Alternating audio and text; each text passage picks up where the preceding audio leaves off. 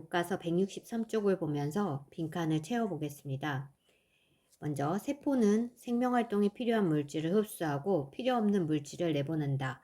이러한 물질 교환은 세포 표면을 통해서 일어난다. 그런데 세포가 커지면 표면적이 커지는 비율이 부피가 커지는 비율보다 작기 때문에 물질 교환에 불리하다.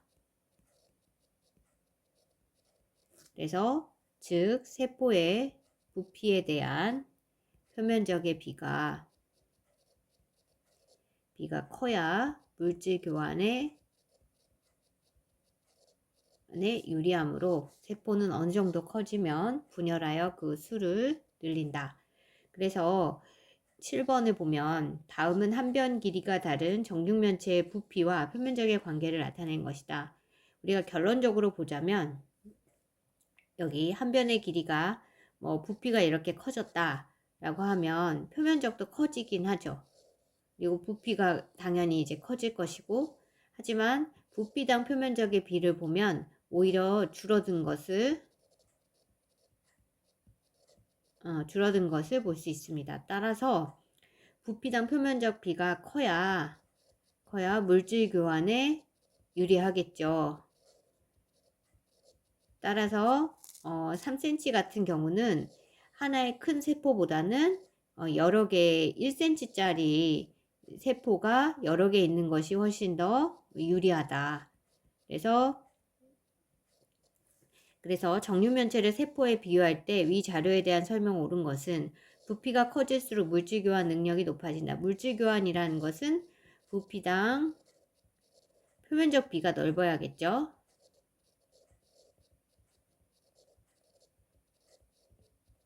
왜냐하면 세포라는 것은 입이나 이런 게 있는 것이 아니라 그냥 표면을 통해서 물질 교환이 이루어지기 때문에 부피당 표면적의 비가 넓어야지 물질 교환에 유리합니다. 1번은 아니고요. 표면적이 넓어질수록 물질 교환 능력이 높아지긴 하지만 위 자료에 대해서 봤을 때는 여기 자료에서는 우리가 주의 깊게 봐야 될 부분이 여기죠. 부피당 표면적의 비가 클수록 좋은 것이기 때문에 여기는 해당이 되지 않습니다. 부피에 대한 표면적 비가 작을수록 물질 교환 능력이 낮겠죠. 세포의 크기가 클수록 부피에 대한 표면적 비가 세포의 크기가 클수록 표면적이 감소하고 있죠. 세포의 크기와 관계없이 부피에 대한 표면적 비율은 일정하지 않죠. 그래서 답은 4번입니다.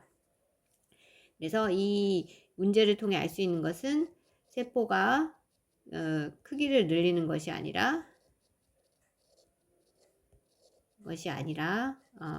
세포의 수를 늘려야 한다. 수를 늘려 물질 교환을 효율을 높인다. 그래서 세포 분열을 하는 이유에 대한 설명이 되겠습니다. 문제 8번 보겠습니다. 그림은 두 집안의 혀말기 유전에 대한 가계도이다. 먼저 여기 보미 가족을 보면 부모님은 혀를 말 수 있는데 혀를 말 수 있는 부모 사이에서 혀를 말 수 없는 보미가 태어났기 때문에 혀를 말 수 있는 것이 우성이고요. 혀를 말 수 없는 것이 열성임을 알 수 있습니다. 그럼 우성이라는 것은 유전자형을 표시할 때 대문자로 표시하고요. 열성은 소문자로 표시하겠죠. 자, 그러면 먼저 민수와 보미가 결혼할 경우 혀를 유자형으로 말 수 없는 자녀가 태어날 확률. 일단 보미는 이 혀말기 유전을 혀를 말 수 있는 것을 라지 A라 하고 말 수 없는 것을 스몰 a라고 하겠습니다. 그러면 보미는 스몰 a이니까 이것은 하나는 아빠로부터 하나는 엄마로부터 받았기 때문에 엄마 아빠는 라지 A 스몰 a임을 알 수가 있고요. 그 다음에 혀를 말 수 없는 것은 열성이기 때문에 다 스몰 a를 표시하고, 그러면 민수 같은 경우는 우성이기 때문에 우성의 표현형이기 때문에 라지 A를 가지고 있기 때문에 여기는 라지 A, 스몰 A. 자, 라지 A, 스몰 A가 되겠고요. 여기도 딸도 라지 A, 스몰 A입니다. 왜냐하면 스몰 A인 가족이 유전자형이 있는 걸로 봐서 하나는 아빠로부터 받았고 하나는 엄마로부터 받은 걸 알 수 있기 때문에 민수 같은 경우는 혀를 말 수 있지만 라지 A를 하나 받았다면 이제 하나는 스몰 A를 받았겠죠. 자, 그래서 민수와 보미가 결혼하기 때문에 민수는 라지 A, 스몰 A고요. 여기 보미가 스몰 A입니다. 그러면 자손은 예를 들어서 민수인 아빠는 정자를 만든다면 라지 A를 가진 정자와 스몰 A를 가진 정자를 만들겠죠. 여기 엄마는 스몰 A를 가진 난자를 만들 것입니다. 그래서 자식이 수정한다고 하면 라지 A, 스몰 A이거나 또는 스몰 A인 자식이 나타날 수 있기 때문에 U자형으로 말 수 없는 자녀가 태어날 확률은 2분의 1 또는 50%의 확률이라고 볼 수 있겠습니다. 자, 말 수 없는 자녀라는 것은 스몰 A를 가진 거겠죠? 그러니까 2분의 1입니다. 다음 문제 9번입니다. 그림은 어느 집안의 ABOC 혈액형 유전 가계도를 나타낸 것이다. 자, 가나 다의 혈액형 유전자형을 쓰시오. 먼저 여기 AB형인 가족을 보겠습니다. AB형인 아빠는 정자를 만든다면 A를 가진 정자나 또는 B를 가진 정자를 만들겠죠.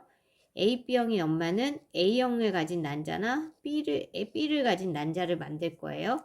그러면 수정이 된다 그러면 이렇게 만날 수도 있고요. AA로 만날 수도 있고 AB로 만날 수도 있고 이렇게 만나서 AB로 만날 수도 있고 BB로 만날 수도 있겠죠. 그렇기 때문에 나 경우에는 유전자형이 AA다 라는 것을 알 수 있습니다. 그러면 오른쪽 가족을 보겠습니다.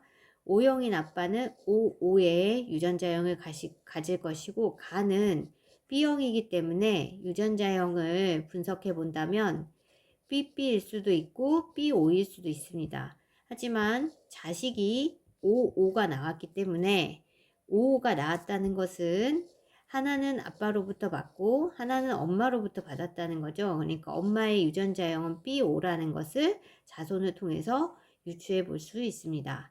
자, 그러면 가는 그래서 BO이고 자, 나는 AA이고요. 자, 다 같은 경우는 지금 여기 나가 AA이고